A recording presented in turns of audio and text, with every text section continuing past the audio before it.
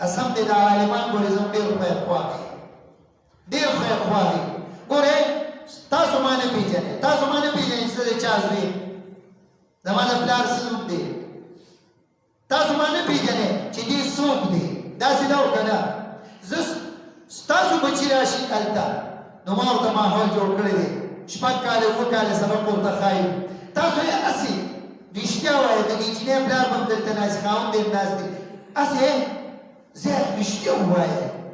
خدای حاضر ناظر وګڼئ چېرته لاس هم چې اوچت کړي دعا هم کړي دا هم ویلي دي چې یا الله هغه مولي صاحب چې زما د دې لور نه انسانه جوړه کړه خدای ترې وبخي چېرته ویلي دي رښتیا ووایئ دروغ مه وایئ دا ویلي دي او زه څه کوم جومات کې یم